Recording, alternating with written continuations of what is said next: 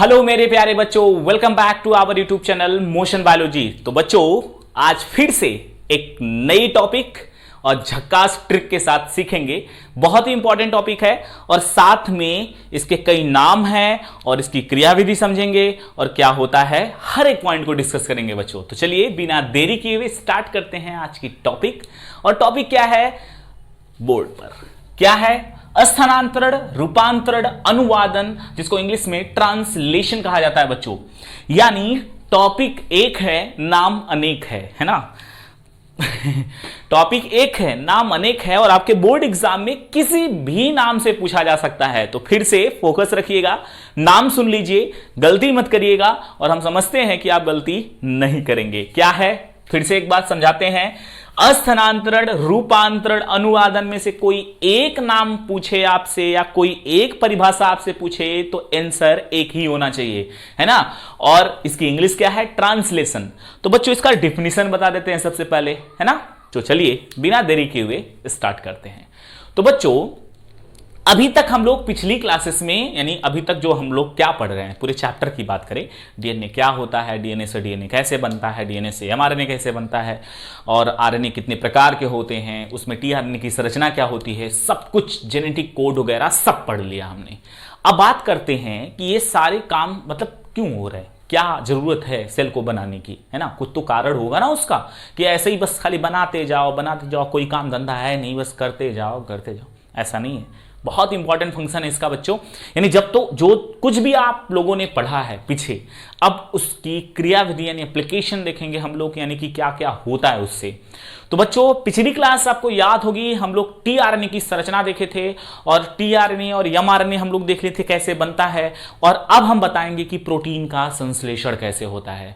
और याद होगा बच्चों आप लोगों को तो ट्रांसक्रिप्शन, रेप्लिकेशन और ट्रांसलेशन, और हम पढ़ रहे हैं आज ट्रांसलेशन।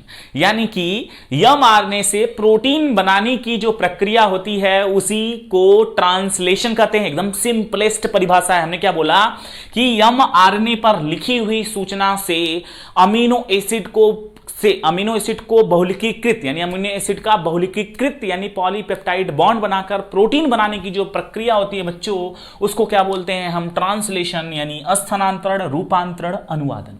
या फिर सिंपल लैंग्वेज में कहें तो एक लाइन का डिफिनीशन है कि एमआरएनए पर लिखी हुई आनुवंशिक सूचना से क्या बनाना, प्रोटीन बनाने की जो प्रक्रिया होती है उसी को ट्रांसलेशन यानी रूपांतरण, स्थानांतरण और अनुवादन कहते हैं। आपके एनसीईआरटी में क्या लिखा है, आपके एनसीईआरटी में लिखा है कि अमीनो एसिड के बहुलकीकृत से पॉलीपेप्टाइड बॉन्ड का निर्माण होता है जिसे प्रोटीन भी कहते हैं और इसी प्रक्रिया को स्थानांतरण, रूपांतरण या अनुवादन यानी कि ट्रांसलेशन कहते हैं। तो आपको जो अच्छा लगे वो डिफिनीशन याद कर लीजिएगा, है ना।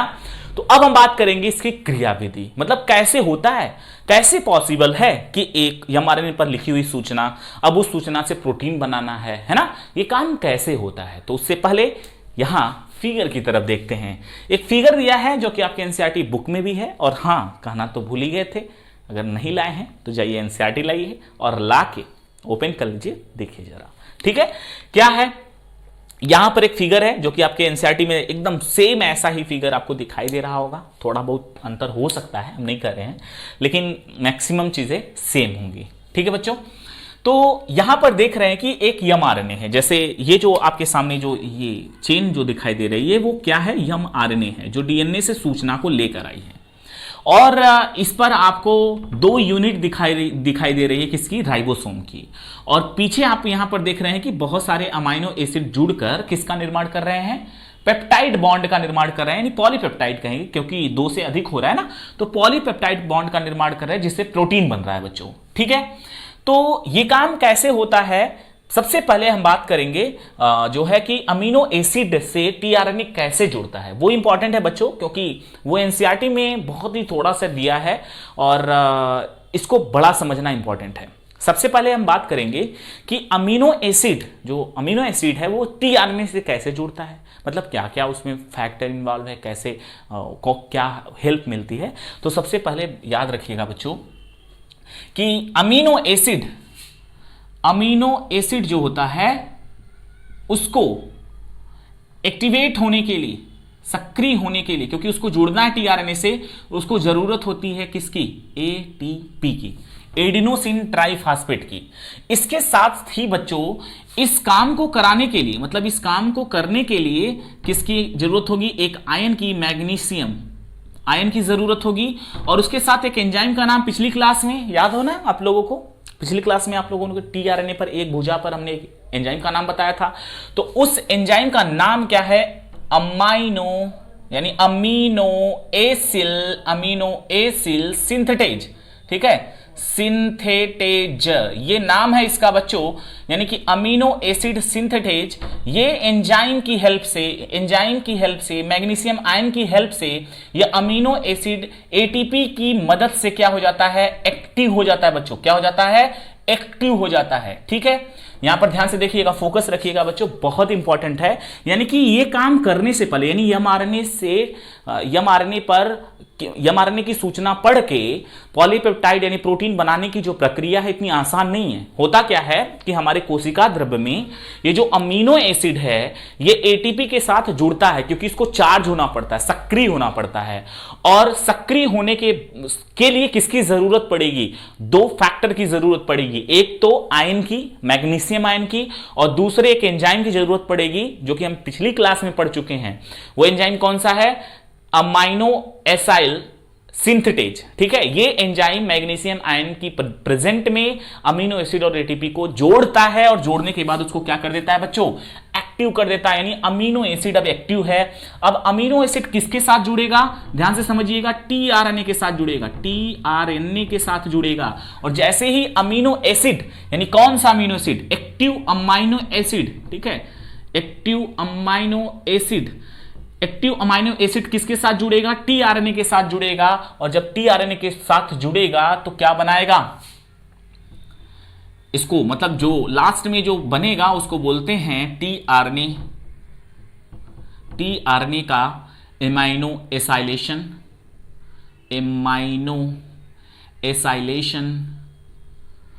एसाइलेशन, या इसको चार्जिंग ऑफ टीआरएनए भी कहा जाता है, चार्जिंग ऑफ टीआरएनए।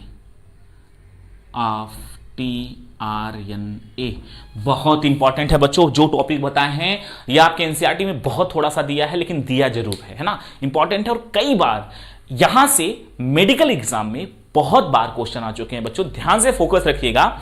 और चैट सेक्शन में फालतू बातें मत करिए, फोकस रखिए लेक्चर पे, क्या आप बोल रहे हैं उसको ध्यान से सुनने की कोशिश करिए। हमने क्या बोला, अमाइनो एसिड को एक्टिव होने के लिए, मतलब टीआरएनए से, क्योंकि टीआरएनए पर जब तक अमाइनो एसिड जुड़ेगा नहीं, है ना। और चलिए क्वेश्चन पूछ लेते हैं, पहले क्वेश्चन ही पूछ लेते हैं, उसके बाद आगे कंटिन्यू करते हैं।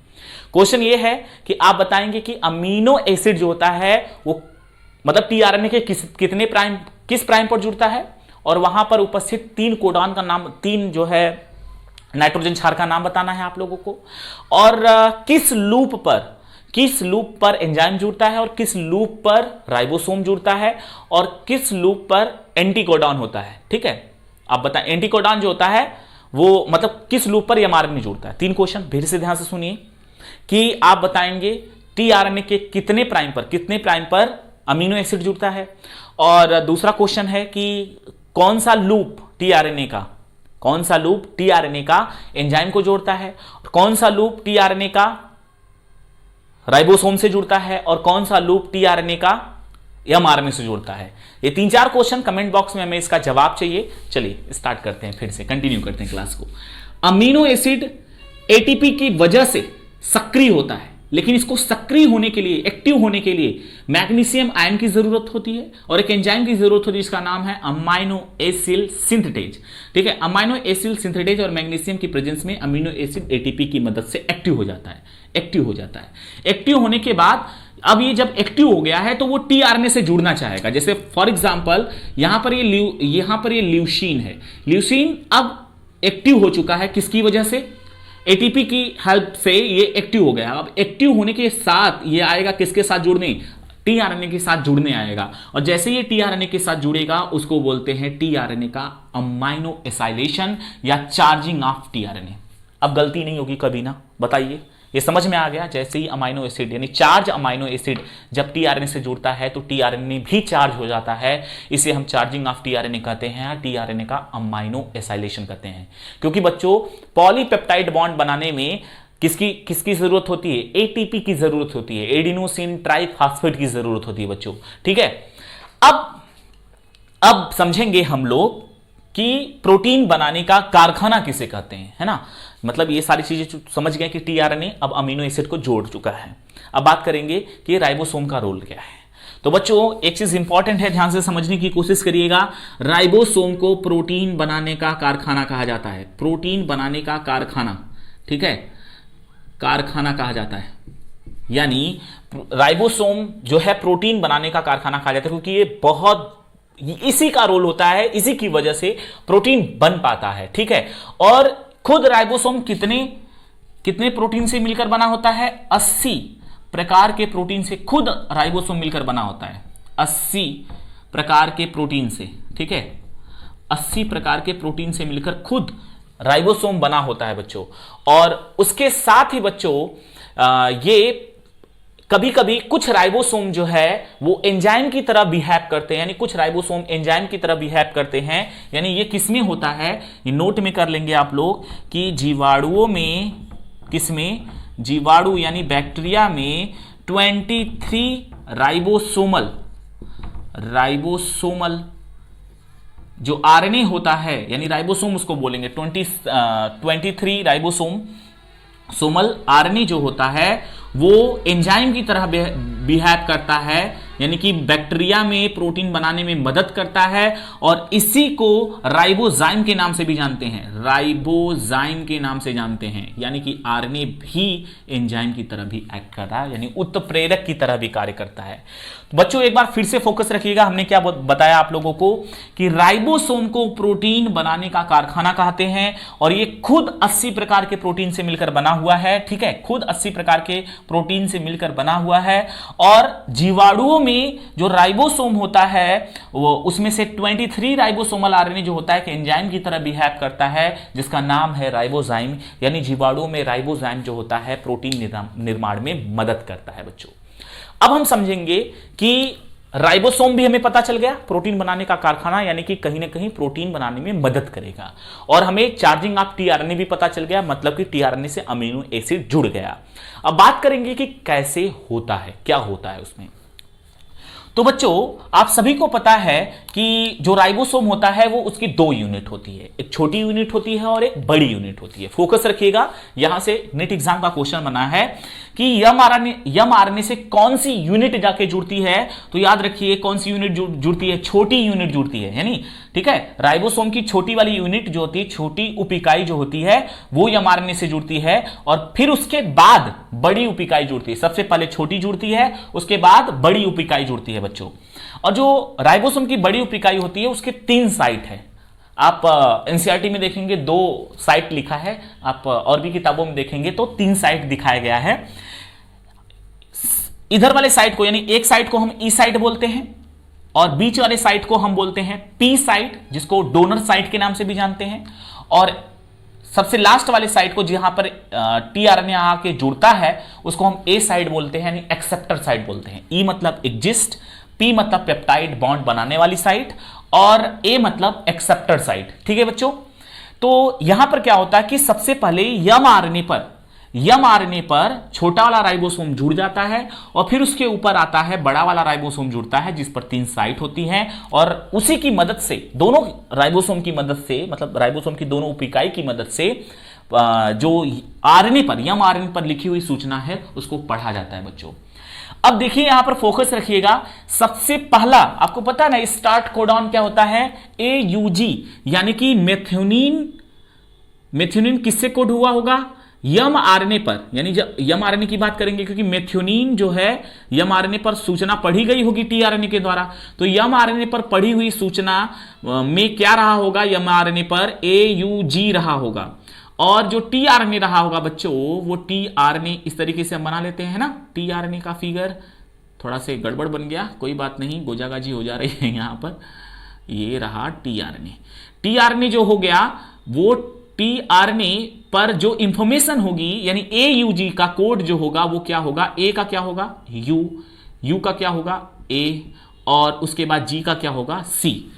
समझने की कोशिश करिए, टीआरएनए पर जो कोड होगा वो UAC होगा और mRNA पर क्या होगा AUG रहा होगा, तभी मेथियोनिन का कोड हुआ। उसके बाद ये धीरे धीरे देखिए बहुत सारे अमाइनो एसिड पॉलीपेप्टाइड बॉन्ड द्वारा मतलब जुड़ रहे हैं और किसका निर्माण हो रहा है, प्रोटीन का निर्माण हो रहा है। अभी जो राइबोसोम है ये आगे खिसकता जाएगा, फोकस रखिएगा बच्चों। पी वाले साइट को इसलिए पी साइट बोला जाता है, पेप्टाइड साइट बोला जाता है, क्योंकि ये पी साइट जो होता है वो जो है मतलब पेप्टाइड बॉन्ड बनाने में मदद करता है। अब जैसे ये आगे खिसकेगा तो ये जो टीआरएनए है ये यहां आ जाएगा, ठीक है, यानी कि ये वाला जो टीआरएनए है ये इस वाले साइट पर आ जाएगा इस तरीके से, ये वाला टीआरएनए यहां पर आ जाएगा। जैसे ही यहां पर आएगा तो यहां पर देखिएगा ये जो अमाइनो एसिड लेकर आया है ये छूट जाएगा, ये अमाइनो एसिड जैसे ही लेकर आएगा ये छूट जाएगा, तो ये जो टीआरएनए है वो इस वाले साइट पर आ जाएगा। अब देखिए ये लाइसिन को जोड़ रहा है इसके साथ, यानी कि पी वाले साइड से पी वाले साइट पर जो है बहुत सारे अमाइनो एसिड जुड़ते हैं और जो ए साइट है, अब देखिए ये वाला जो अमाइनो टीआरएनए है वो वेट कर रहा है कि ये आगे बढ़े और जैसे ही ये आगे खिसकेगा तो ये चीज तो बाहर आ जाएगी, ये बाहर एग्जिस्ट हो जाएगी, तो ये वाला आ जाएगा इसके पास और ये वाला आ जाएगा इसके पास और ये जो बाहर है वो आ जाएगा एक्सेप्टर साइट के पास। तो यह क्रिया द्वारा ये राइबोसोम ऐसे पढ़ते पढ़ते आगे बढ़ेगा बच्चों, ठीक है, ये राइबोसोम आगे बढ़ेगा और एक स्थान ऐसा मिलेगा उसको जिसको बोलते हैं स्टॉप कोडॉन, पता है ना, नॉनसेंस कोडॉन। क्या है नाम, क्या है कोड वहां पर, UAG है ना, UAG या फिर UGA या फिर UAA। तो ये अगर मिल जाते हैं तो इसको क्या बोला जाता है, स्टॉप कोडॉन कहा जाता है बच्चों। और ये स्टॉप कोडॉन जो होते हैं जैसे ही राइबोसोम यहां पर पहुंचेगा, जैसे ही राइबोसोम यहां पर पहुंचेगा वैसे ही ये मतलब कि प्रोटीन बनना बंद हो जाएगा, क्योंकि ये जो स्टॉप कोडॉन होता है इसके पास अमाइनो एसिड की कोई सूचना नहीं होती, इसलिए इसको नॉनसेंस कोडॉन भी कहा जाता है, ठीक है। UAG यहां पर लिखा है, यह एक स्टॉप कोडॉन है और ये राइबोसोम जैसे जैसे पढ़ते पढ़ते आगे जाएगा और यहां से अमीनो एसिड को जोड़ते जोड़ते पीछे की साइड प्रोटीन का निर्माण करेगा और जैसे ही UAG वाले प्लेस पर पहुंचेगा बच्चों वैसे ही इसका मतलब यहां पर कोई भी अमीनो एसिड का सेंस नहीं होगा, तो ये राइबोसोम यहां से क्या हो जाएगा, दोनों अलग हो जाएंगे और प्रोटीन कंप्लीट हो जाएगा बनके, ठीक है बच्चों। ध्यान से एक बार फिर से समझ लीजिए होता क्या है।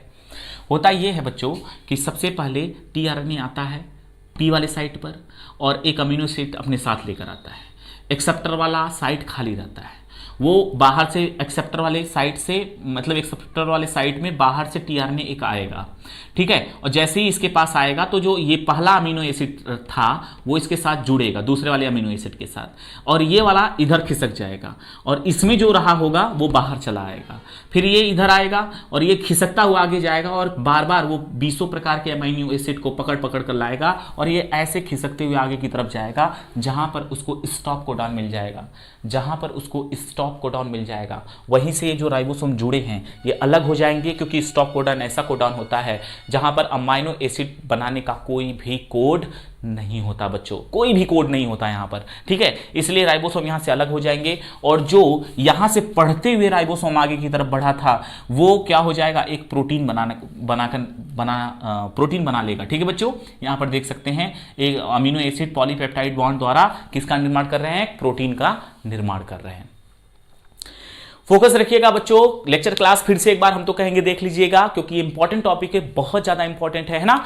कई बार पूछा जाता है कि मेथियोनिन जिस पर कोड होता है तो mRNA पर कौन सा कोड होता है, तो AUG होता है, टीआरएनए पर क्या होता है UAC, और ये स्टार्ट कोडॉन है तो सबसे पहला जो अमाइनो एसिड है वो मेथियोनिन है। उसके बाद आगे कुछ भी जुड़ सकता है, जरूरी नहीं कि ल्यूसीन होता है, ठीक है, अलग अलग जीन पर अलग अलग कोड होते हैं, लेकिन सबसे पहला हमेशा कौन रहेगा, मेथियोनिन रहेगा बच्चों, ठीक है। और mRNA पर सबसे पहले कौन सा जो है राइबोसोम जुड़ता है, तो आपको पता है छोटा वाला जुड़ता है ना। एक सबसे इंपॉर्टेंट पॉइंट है बच्चों कि जहां पर पहला कोडॉन होता है उस कोडॉन से पहले कुछ कोड होते, कुछ जो है नाइट्रोजनी क्षार होते हैं, यानी कोड होते हैं जिस पर कोई भी सूचना नहीं लिखी होती है, उस सूचना को यूटीआर कहा जाता है। ये 5वें प्राइम पर भी होता है, और जो है स्टॉप कोडॉन के बाद भी कुछ ऐसे कोड होते हैं जहां पर कोई भी इंफॉर्मेशन नहीं होती डीएनए की, मतलब कि जीन की कोई इंफॉर्मेशन नहीं होती, उसको यूटीआर कहा जाता है, यानी अनट्रांसलेट रीजन, यानी कि एमआरएनए पर ऐसा भाग जहां पर जीन बनाने की सूचना नहीं है। एमआरएनए पर ऐसा भाग जहां पर जीन बनाने की सूचना नहीं है, उसको बोला जाता है यूटीआर, मतलब अनट्रांसलेट रीजन। ठीक है, और ये तीसरे वाले प्राइम पर भी होता है, 5वें वाले प्राइम पर होता है, दोनों साइड होता है। मतलब ये बीच का अगर कोई जीन है तो उससे पहले भी यूटीआर है, उस जीन के बाद भी यूटीआर है बच्चों। ठीक है, समझ में आया कि नहीं टॉपिक? बताइए बच्चों, नहीं आया? क्यों नहीं आया कमेंट बॉक्स में जरूर बताइएगा। एक बार फिर से पूरे सारांश को समझते हैं। सबसे पहले हमने क्या समझा? सबसे पहले हमने समझा कि रूपांतरण या फिर स्थानांतरण या अनुवादन, या जिसको ट्रांसलेशन कहते हैं, उसे मतलब क्यों कहते हैं, क्या रीजन है उसका। हमने बताया कि एमआरएनए पर लिखी हुई सूचना को प्रोटीन पर कोड करने की जो प्रक्रिया होती है उसी को हम क्या बोलते हैं? रूपांतरण, स्थानांतरण, अनुवादन यानी ट्रांसलेशन कहते हैं। एनसीईआरटी में लिखा है कि अमीनो एसिड के बहुलकीकृत से पॉलीपेप्टाइड यानी प्रोटीन का निर्माण होता है, जिसे हम स्थानांतरण, अनुवादन या रूपांतरण कहते हैं। इसकी क्रिया विधि को समझने के लिए सबसे पहले हमने बताया कि अमीनो एसिड को टीआरएनए से जुड़ना पड़ेगा। तो अमीनो एसिड टीआरएनए से कैसे जुड़ सकता है? तो हमने बताया कि अमीनो एसिड को टीआरएनए से जुड़ने के लिए उसको एक्टिव होना पड़ेगा, और एक्टिव होने के लिए उसको एटीपी की जरूरत पड़ेगी। तो अमीनो एसिड एटीपी के साथ जुड़ता है, और जुड़ने में मदद कौन करता है, यानी एक्टिव, इसको अमीनो एसिड को एक्टिव होने में मदद कौन करता है? मैग्नीशियम आयन, और एक एंजाइम होता है अमीनो एसिड सिंथेटेज। ये एंजाइम अमीनो एसिड को एक्टिव करने में मदद करता है, और ये अमीनो एसिड यहां पर क्या हो जाता है? एक्टिवेट हो जाता है। जैसे ही अमीनो एसिड एक्टिवेट होता है, अब ये जो अमीनो एसिड एक्टिवेट था अब वो टीआरएनए से जुड़ेगा। तो जैसे ही वो टीआरएनए से जुड़ता है तो हम बोलते हैं क्या, वहां पर टीआरएनए का क्या हो गया? अमीनो एसाइलेशन हो गया, या फिर टीआरएनए भी चार्ज हो गया, क्योंकि उससे कौन मिल गया? एटीपी मिल गया, इसलिए उसे बोला जाता है चार्जिंग ऑफ टीआरएनए। तो हमने तो ये देख लिया कि टीआरएनए पर अमीनो एसिड जुड़ गया है बच्चों। उसके बाद हम बात कर रहे थे किसकी, कि जो ये राइबोसोम होता है वो एमआरएनए पर जुड़ता है। तो राइबोसोम की 2 यूनिट होती है, एक छोटी यूनिट होती है, एक बड़ी यूनिट होती है। सबसे पहले छोटी यूनिट जो होती है एमआरएनए से जुड़ती है, उसके बाद बड़ी यूनिट जुड़ती है। छोटी यूनिट मतलब जो राइबोसोम होता है उसको प्रोटीन बनाने का कारखाना भी कहा जाता है बच्चों, क्योंकि ये प्रोटीन बनाने में बहुत ज़्यादा हेल्प करता है। उसके बाद हमने कहा क्या बताया कि राइबोसोम खुद 80 प्रकार के प्रोटीन से मिलकर बना है।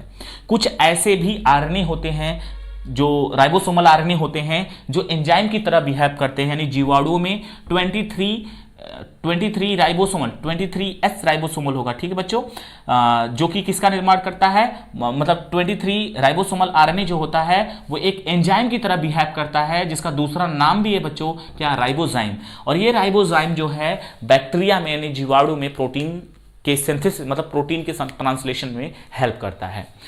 अब बात करते हैं कि काम कैसे होता है। हम लोग तो देख लें कि राइबोसोम ये करता है, टीआरएनए चार्ज भी हो गया। अब कैसे होता है? तो ये एमआरएनए है, इस पर लिखे हुए कोडॉन है जिस पर एक जीन की सूचना है। सबसे पहले छोटी यूनिट जुड़ी, उसके बाद बड़ी यूनिट जुड़ी। बड़ी यूनिट की 3 साइट है, एक एग्जिस्ट साइट है, एक पी साइट है और एक ए साइट है। पी साइट पर पॉलीपेप्टाइड बॉन्ड का निर्माण होता है। ए साइट पर टीआरएनए, नया वाला टीआरएनए आकर जुड़ता है जिसके पास अमीनो एसिड होता है, और ई साइट से जो पुराना वाला टीआरएनए है वहां से निकल रहा होता है।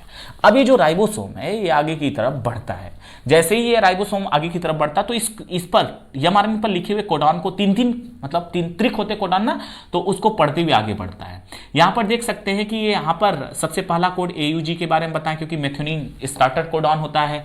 तो मेथियोनिन पर जो एमआरएनए पर जो लिखा होगा कोडॉन होगा एयूजी होगा, टीआरएनए पर क्या होगा? यूएसी होगा। यूनिट एग्जाम का क्वेश्चन बन चुका है इसलिए हमने लिखा है इसका।